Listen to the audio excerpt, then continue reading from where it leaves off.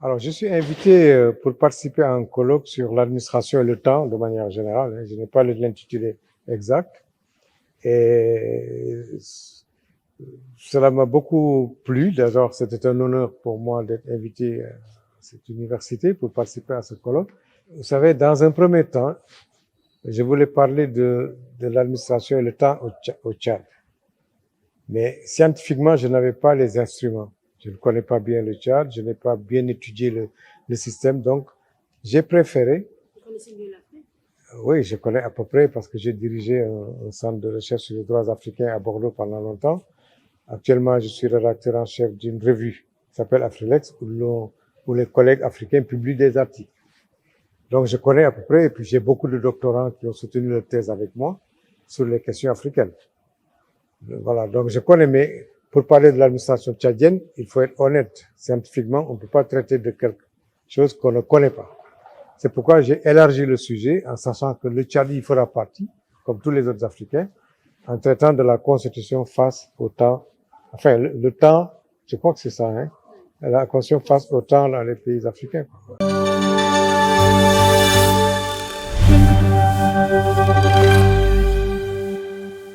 Vous savez, nous avons accédé à l'indépendance dans les années 60. Et dans les années 60, si vous me permettez de vous expliquer un peu plus longuement, hein, on avait des points communs. C'était sorti de la colonisation. C'est un point commun. Ensuite, on s'est retrouvé à Addis Abeba lors de la création de l'organisation de l'unité africaine. Et lors de cette rencontre en 1963 à Addis Abeba, pour créer cette organisation continentale, l'organisation de l'unité africaine, on a mis les jalons de beaucoup de choses, de coopération, etc., pour sortir du joug colonial et pour sortir de la puissance des anciens pays colonisateurs. Voilà. Mais en passant par quand même une organisation qui met en place un certain nombre d'idéologies, d'objectifs politiques, etc. Et c'est là où les problèmes ont commencé d'ailleurs, parce que si vous voulez, dès 1963 à Addis Abeba, les pays africains se sont divisés en deux blocs. Un bloc qu'on appelle le bloc de Monrovia et un bloc qu'on s'appelait le bloc de Casablanca. L'un disait qu'il faut s'unir comme les États-Unis d'Afrique, comme Cheikh Anta Diop, comme Nkrumah, qui voulait qu'on ait un grand État avec des États africains qui se regroupent comme les États-Unis. Les autres disent non, ben, on va coopérer, etc. Déjà, c'est un clivage. Et c'est pourquoi je vous raconte cela pour vous dire qu'on n'a pas toujours le même point commun. Le seul point commun qu'ils avaient à cette époque, c'était de lutter contre l'apartheid en Afrique du Sud et de lutter contre la colonisation, donc le mouvement de décolonisation. Même les droits de l'homme, il a fallu attendre 1981 pour qu'il y ait la charte africaine des droits de l'homme et des peuples. Donc, on n'avait pas les points communs, sauf une trajectoire très grande qui était de construire l'État, de construire la nation, etc., sur fond de panafricanisme qui n'était pas si bien défini que ça. Voilà. Il y avait toujours même la coopération qu'on a voulu mettre en place avec les pays arabes pour toujours s'éloigner des grandes puissances a échoué. Il y avait deux mouvements. Le mouvement des non-alignés, par exemple sur la guerre Ouest-Ouest, il y avait les Africains qui disent non, nous sommes des non-alignés, on ne veut pas on ne veut pas aller dans cette histoire-là. D'accord? Et finalement, ça a éclaté. Tout le monde a rejoint les anciennes grandes puissances. Et c'est à la limite, il y a quelques mois que j'ai senti une lueur de retour de ces non-alignés quand les pays africains n'ont pas voulu signer la résolution des Nations Unies contre la Russie. Ils ont eu une attitude plus neutre. Et là, on a senti une sorte de retour de cette position qui disait aux grandes puissances, nous, on ne veut aller ni pour l'Est, ni pour l'Ouest. Mais, voilà. Et puis, il y avait l'autre mouvement économique, le groupe des 77, qui revendiquait un nouvel ordre économique mondial parce qu'ils sont arrivés à l'ONU et ont commencé à provoquer beaucoup de mutations économiques, sociales, culturelles et surtout politiques, avec le droit des peuples à disposer d'eux-mêmes qu'ils vont exploiter pour la décolonisation, etc., etc., la souveraineté sur les ressources. Beaucoup de principes ont été défendus. Même le droit de la mer a fait l'objet de revendications, etc., etc. Mais ils ont lutté toujours contre l'apartheid.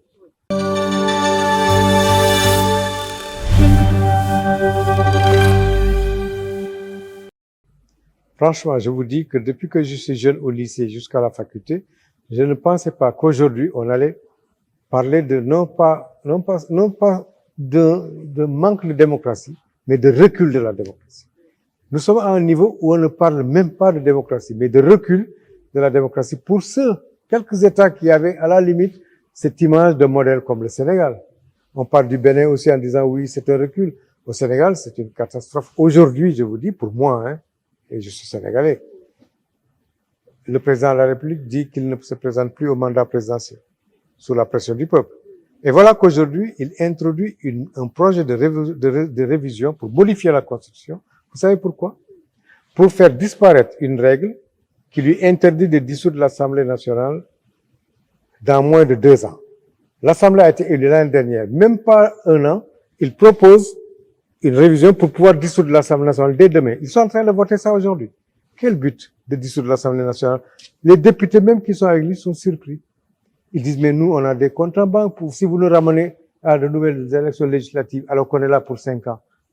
Mais peut-être qu'on ne reviendra pas, peut-être qu'on va pas voter pour nous. Surtout que les dernières élections législatives, le gouvernement a perdu. C'est la première fois en Afrique de l'Ouest et même au Sénégal que le gouvernement perd des voix. Donc pourquoi agir comme ça? Moi, je vais vous dire rapidement une chose. C'est que, à la limite, les populations ont compris, à l'exemple du Sénégal, qui dit à son président, la Constitution a dit que vous n'avez pas droit à 3 mandats, vous ne le ferez pas. Ça veut dire qu'ils ont compris. Et les autres populations ont compris aussi. Mais en Afrique, nous avons un mal qui est récurrent, qui est la malgouvernance.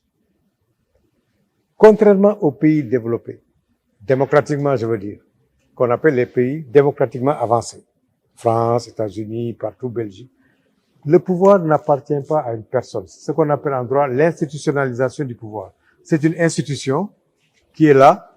Quand quelqu'un vient l'occuper, le temps que la Constitution lui a donné pour l'occuper, après il s'en va, comme un bureau qu'un chef occupe. Quand il a fini, un autre chef arrive.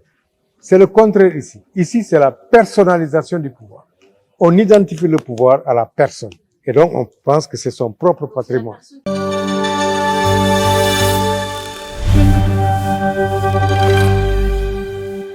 Les hommes politiques qui montent au pouvoir estiment, et la famille derrière, et les cousins derrière, etc., que c'est le parent qui a le pouvoir.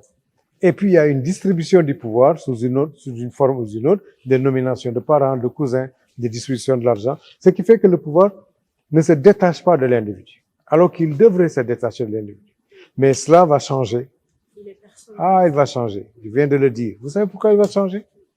Parce que les jeunes générations ont tout compris. Les jeunes générations, moi je dis, je viens de raconter ça au public. J'ai reçu aujourd'hui une vidéo.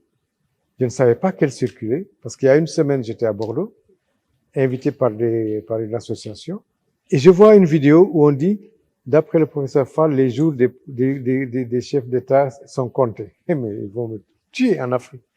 J'ai pas dit ça exactement, mais j'ai dit que les jeunes actuellement ont tout compris. On dit qu'ils sont violents, qu'ils sont impolis, etc. Mais c'est que les hommes politiques ne font pas l'effort d'écouter et de déchiffrer le langage des jeunes. Nous, quand on était étudiants à Dakar, on avait une petite télévision. On regardait un match de Saint-Étienne et il y avait même des rayures, on ne voyait même pas le ballon. Aujourd'hui, les jeunes ont les réseaux sociaux. Un jeune de 20 ans, tchadien, il sait comment un jeune allemand de 20 ans vit. Il a une voiture, un ordinateur, il va à la faculté, sa maman lui donne de l'argent de poche, etc. Même chose pour un néo-zélandais. Un jeune de 20 ans, tchadien ou sénégalais, ils savent comment vit un jeune français de 20 ans. Ils voient la différence. Et bien, il faut exiger des élites, non pas une soumission de leur part vers elles, mais des obligations. Chômage, réglé, travail, etc., etc. Ils ont un diplôme, ils font tout. Donc, il y a une modification complète de la perception de la façon dont on gère le pouvoir. Le pouvoir n'est plus là en facilitant la vie aux gens parce que ça lui plaît. Non. Les élites politiques doivent écouter les jeunes qui leur disent, vous nous devez quelque chose, vous êtes élus pour quelque chose. Si vous ne les respectez pas, la prochaine élection, vous partez. C'est pourquoi dans 6 ans, 7 ans, je vous dis, les gouvernants qui n'auront pas écouté les jeunes ne seront pas là. Si j'étais conseiller d'un gouvernement, je lui aurais dit, écoutez les jeunes, essayez de les rencontrer et de voir comment résoudre leurs problèmes. La démocratie, ce n'est pas l'élu qui donne des faveurs. L'élu a des obligations, comme le citoyen d'ailleurs a des obligations et des devoirs. Donc, si vous êtes élu, respectez le programme, essayez de sortir avec un mandat positif. Sinon, eh bien, l'alternance politique, qui est le moteur de la démocratie, eh bien, va changer l'équipe.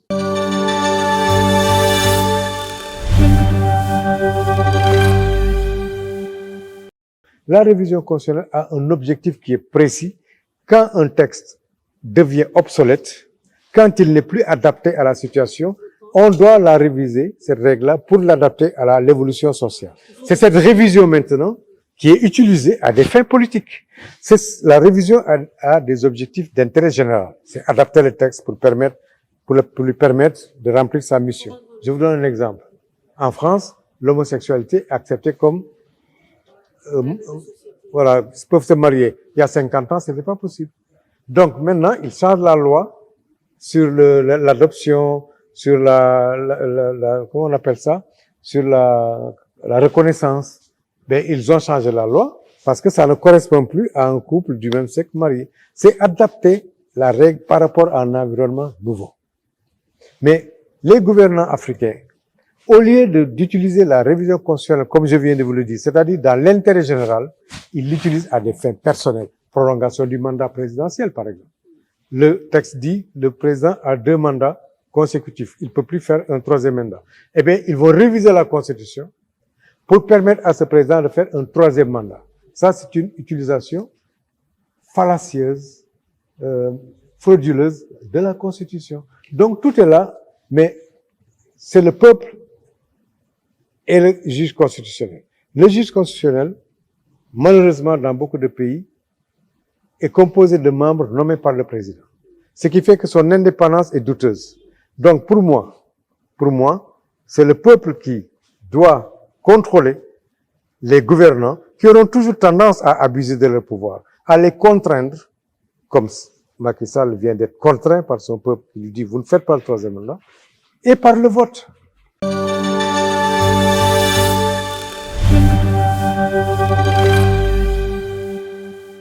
Les gouvernants ont intérêt à changer de comportement, à rejoindre le peuple et surtout comprendre, c'est fondamental, qu'ils ne sont pas là pour eux, mais qu'ils sont élus par un peuple qui va leur demander des comptes. Et c'est ça qui est le plus important. Et c'est ce peuple-là qui doit aussi, et les conditions sont très, très, très nombreuses et compliquées. Un peuple ne doit pas avoir simplement une culture politique, c'est-à-dire connaître les événements politiques. À telle époque, il y avait le Premier ministre qui s'est disputé avec le président. Ça, c'est une culture politique, ils connaissent. Mais la culture démocratique, c'est autre chose. La culture démocratique, c'est de voir que le comportement de tel gouvernement n'est pas normal par rapport à telle ou telle chose. Un exemple, en France, il y a des gens qui n'ont jamais été à l'école. D'accord? Mais ils savent que si le président prend telle décision, c'est pas démocratique. Ils votent contre lui sans jamais aller à l'école. Ils ont une culture démocratique. Ils savent que c'est pas normal parce que ceci, cela. Par habitude, il faut dire aussi que ça fait longtemps qu'ils sont dans ce système. Eh bien, c'est ça. Moi, je viens d'être nommé doyen d'un projet à Dakar. Je vais à Bordeaux, qui s'appelle Fix Politics. Ce sont des Nigérians qui l'ont expérimenté chez eux. Même quelqu'un qui n'a jamais été à l'école, les cours vont commencer. C'est par Internet. N'importe qui va assister au cours. Même Madame Clinton peut venir. Parce que nous allons insister sur 3 éléments. D'abord, on va former des élites. Bon, bien sûr, vous me direz que vous allez beau former un voyou, vous le formez, il reste voyou. Mais nous avons décidé de commencer à former les générations actuelles à comprendre ce que c'est gouverner. Qu'il y a des valeurs démocratiques, qu'il y a des valeurs de gouvernement. Voilà. Ça, c'est le premier point. Le deuxième point, c'est d'enseigner le citoyen, de lui montrer que c'est lui qui exige, c'est lui le souverain, qui doit exiger des élites des devoirs, des obligations. Et puis, troisième point, on va changer les institutions de telle manière qu'elles correspondent à la vie des Africains, qu'elles correspondent à leur mentalité, aux objectifs et leur propre volonté. Ces 3 piliers qu'on appelle les piliers, c'est ça qu'on va commencer actuellement à Dakar. avec toute une équipe d'universitaires, de praticiens, d'avocats, etc., etc. Donc, il faut de l'éducation démocratique. Sur un long terme, chaque pays décline la démocratie selon les moyens, selon les obstacles. On dit toujours que le Sénégal est un modèle démocratique. Moi, je suis pas très d'accord. Mais c'est un pays qui a des ressorts qui lui ont permis d'en arriver là. Il y a, par exemple, des phénomènes religieux qui favorisent la paix, il y a des contre-pouvoirs, il y a beaucoup de choses. Ailleurs, dans un pays arabe, c'est musulman, mais ça peut ne pas être le cas.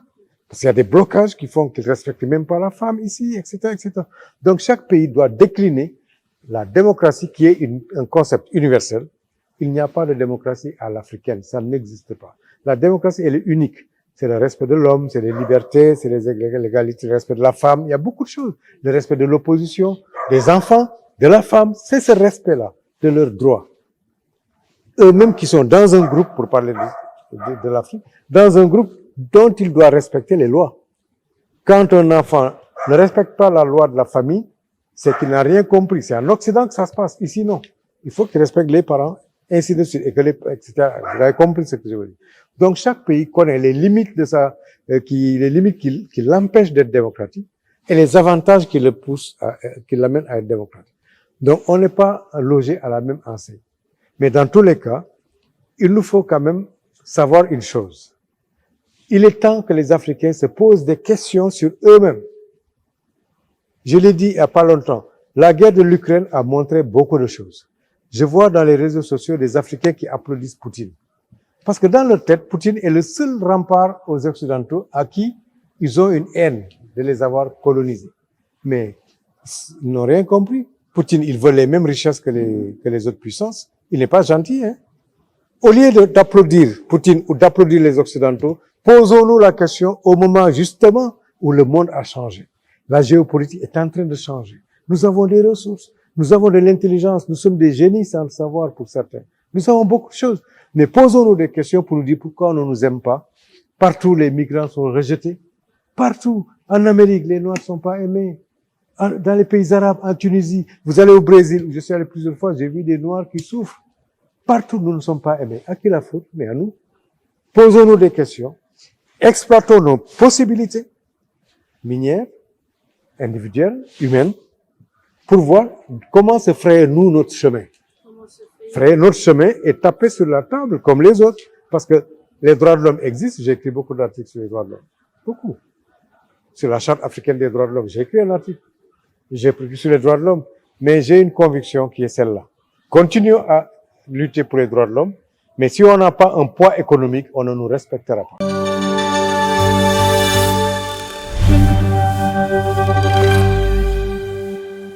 Il est temps qu'on arrête de bavarder. Il est temps qu'on arrête. Il faut agir maintenant. Les colloques, c'est bien beau, mais agir, c'est l'action.